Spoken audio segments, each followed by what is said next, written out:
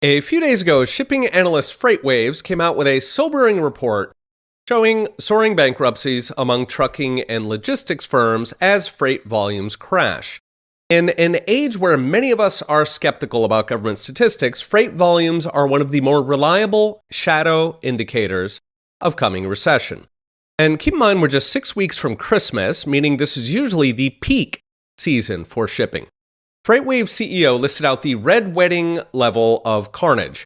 30,000 employees out of work when trucking firm Yellow went down, followed by the bankruptcy of $4 billion VC-backed freight brokerage Convoy. Air cargo operator Western Global went down with $500 million in debt. Freight broker Surge, $200 million in revenue, slumped. North Carolina trucking company FreightWorks took out 200 truckers. Texas-based SEL took out another 125. California-based and family-owned Certified Freight took down 157. 40-year-old Montana trucking company Meadowlark left hundreds more jobless, and Florida-based Flagship took out 455. The list goes on from Vermont to Miami to California to Pennsylvania. Note that is just the bankruptcies. The layoffs are on top. Danish shipping giant Maersk just laid off 10,000 workers and cut capital expenditure by $3.5 billion. In other words, they'll be running down existing capital.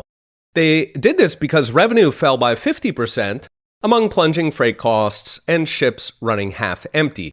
Maersk is widely viewed as a global trade barometer, and the layoffs were so big, they drove the Eurasia Review to fret about the, quote, disintegration of globalization.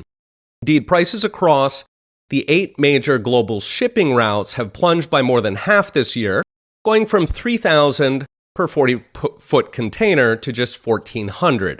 Maersk's shipping rates are down 58%, China's Costco is down 60%, and Japan's Ocean Network Express is down 62%.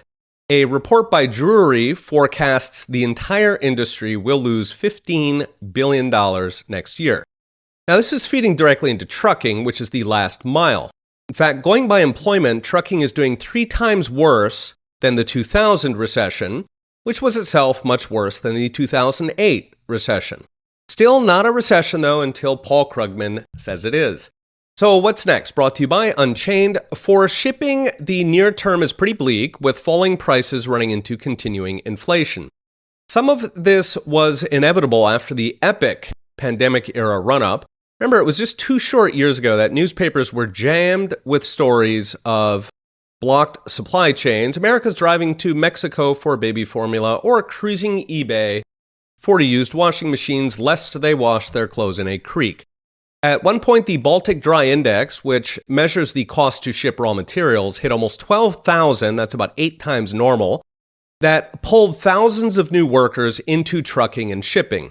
So Walmart at one point was offering $110,000 starting pay for truck drivers. And it launched dozens of major container ships that are only now coming online. That overhang is taking years, so freight analyst Alphaliner estimates shipping capacity will increase 8.2% this year. It's about 6 times faster than demand, even as the industry loses billions. In short, shipping says a fairly brutal recession is incoming, while lockdowns once again have whipsawed an industry that millions depend on. As the recession intensifies, expect more pain. Okay? We'll be watching. See you next time.